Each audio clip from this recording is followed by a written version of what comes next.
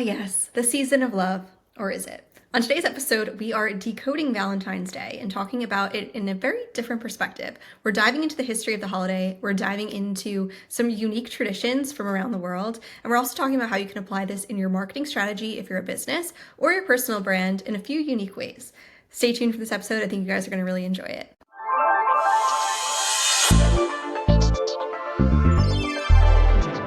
All right, guys, so I'm not going to be one of those bah humbug, hate on Valentine's Day type people, but it's definitely not one of my top favorite holidays. There's so much history and interesting facts about it. Something that I've been doing a lot lately is thinking about why we do a lot of the things that we do. Why do we celebrate Valentine's Day? Why do we celebrate some of these holidays? Why do we do some of these strange traditions, such as the tooth fairy and things like that? Long story short, I've just been thinking a lot about these things that seem to come up every year and we just actively kind of partake in them, but why? Today I wanted to talk about Valentine's Day from a bit of a different perspective. We're looking at it from the marketing background. We're also looking at it from the history of the holiday, how these traditions came to be, and how we can apply it in our brands today.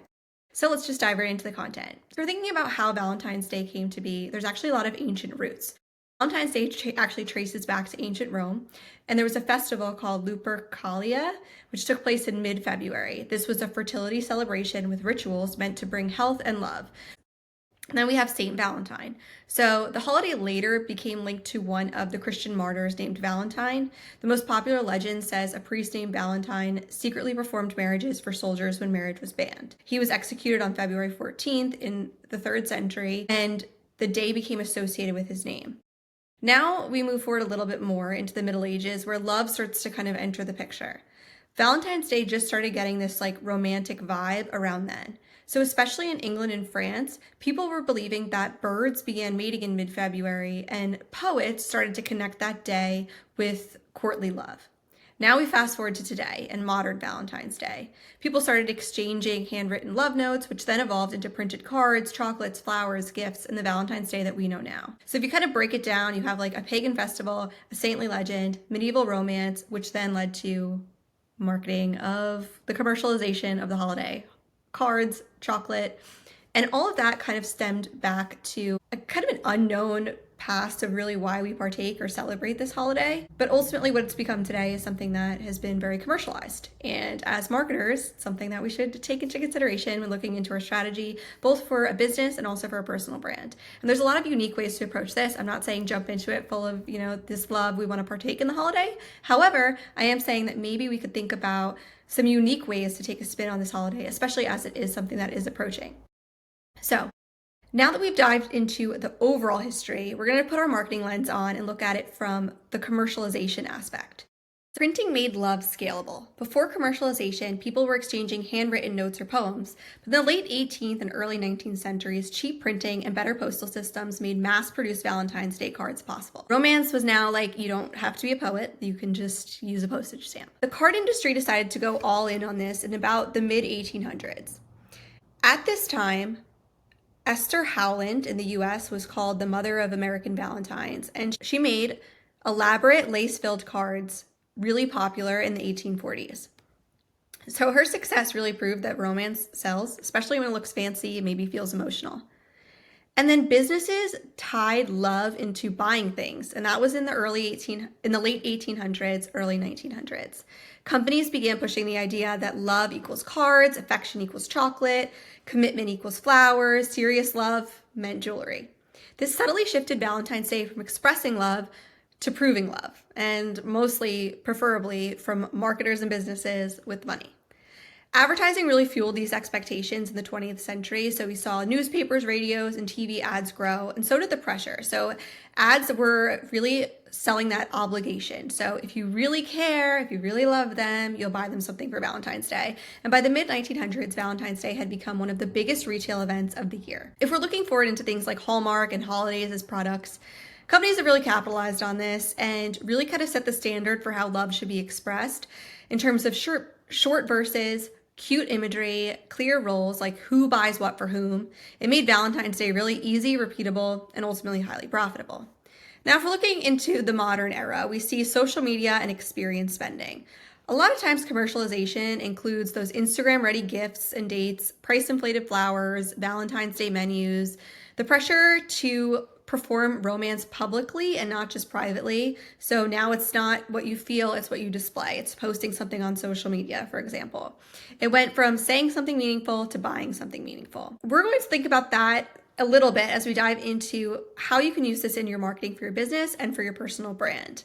Before we dive into that, I want to dive into something a little bit more fun, which is the weirdest Valentine's Day traditions from around the world. So in Japan, chocolate rules. Women actually give chocolate to men on February 14th. I don't know how accurate all this is, okay? So I'm taking a lot of this from ChatGPT. Take what you want, leave what you want, as always with this podcast. The background of this was also from ChatGPT, so hopefully that's somewhat accurate too. It sounds accurate in my head. So in Japan, apparently women can give chocolate to men on February 14th. In Germany, pigs symbolize love and lust, so you'll see pig-shaped chocolates, gifts, and cards, which is cute, kind of a little confusing, not really sure why they do that. In South Korea, singles actually get a day too, so if you're single and you didn't get gifts on Valentine's Day, on April 14th is Black Day, which is when singles eat black noodles together and commiserate, which is surprisingly wholesome. Then in Finland and Estonia, friend love is more valued than romantic love on Valentine's Day. So Valentine's Day is actually called Friends Day, and it's about celebrating friendship. So it's really like a low pressure holiday. In China, you throw fruit at singles, kind of. So during the XI festival, QIXI festival, some traditions involve matchmaking games. And in modern times, singles have turned it into a day of self-love or gently roasting if you're single. In the Philippines, they have mass weddings, so hundreds, sometimes thousands of couples get married all at once in these public ceremonies that are sponsored by the government. Efficient. And in England, they have old school fortune telling. So an unmarried woman used to pin bay leaves to pillows on Valentine's Day Eve, hoping to dream of their future husband. It's interesting how it's been celebrated around the world, which I think goes to show you how it has become a commercial holiday with all these different traditions. But we're a branding podcast, and I hope you guys enjoyed learning about some of the history. But we're going to dive into how you can incorporate Valentine's Day into your marketing strategy in 3 quick ways. And then we're also going to discuss 3 quick ways if you're a personal brand or you're looking to grow as a creator online, how you can use Valentine's Day to spark some content on your content calendar. So let's just get right into it.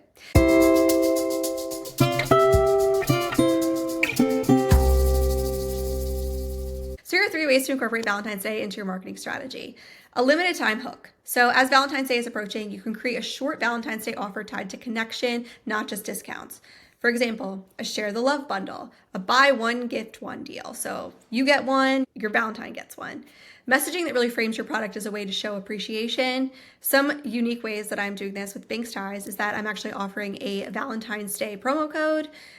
Forever 20. If you go onto banksties.com, you can take 20% off your order. It's a way to kind of just get a little something to give back to your furry friend, and you can also get something for yourself too in companion couture. A little bit of a plug there for Banks Ties, but we do sell luxury bow ties for canines and felines, and you guys can check them out in the show notes. Next, we want to talk about UGC and storytelling. Get your community involved and excited. So you can tag someone you appreciate, tell us your love story or your friendship moment, maybe enter people in to win a prize, encourage that user-generated content, really building that social proof, keeping it really low effort and authentic to your audience.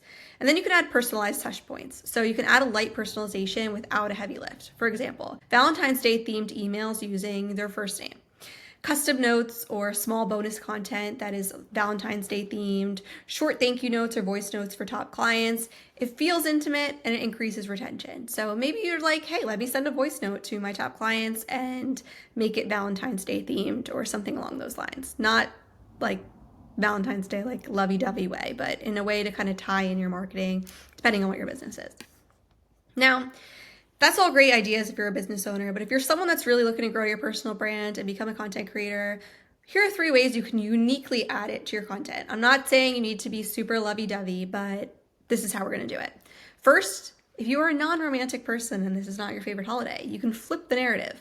You can start talking about things like self-love lessons, loving your craft, your community, your customers, what you wish you knew about love and work. This kind of stands out from those cliche hearts and roses content. It's very non-romantic, things you're doing on Valentine's Day that aren't Valentine's Day themed, why you're not purchasing Valentine's Day things this year, de-influencing people on buying things for Valentine's Day. A few examples there. Then we could also go into the behind the scenes or a little bit more of a vulnerability post, and that could be sharing a true story And that can be a variety of stories. So it could be something like Valentine's Day-ish, or if you feel like opening up about a love story, by all means. But you can also talk about things like a failure that taught you resilience, a mentor or a client relationship that really changed you in a positive way, how your emotions shaped and your values shaped your brand. Giving this emotional honesty really performs well, especially around Valentine's Day when people are in this like emotional mood. And then lastly, you can also provide interactive audience content. So encourage your audience to communicate with you. Host an Ask Me Anything about X, Y, and Z. Do a poll, love it, leave it, maybe Valentine's Day outfits. Should I wear this on my date tonight? If you're a fashion creator, what would you wear if you were on a date, if you were me? Finish this sentence prompt, or really another easy way to do it. It helps to boost engagement without feeling salesy and like you're pushing for someone to go to Target and buy everything that's Valentine's Day themed. So ultimately, a way to think about this is if you're a brand, you want to really lean into the connections, the gratitude, the personalization aspect. This is a time where people are feeling very emotional. So really play into that and think about the connection you have with your customers, the appreciation that you feel for them, and really lean into that gratitude. If you're someone that's a creator and you have a personal brand, lean into values, storytelling, and interaction. How can you further the relationship that you have with your audience? How can you think about emotional growth or a story that helped you that could help your audience as well? I hope you guys enjoyed learning about the history and a little bit of those traditions, which are always interesting to learn about.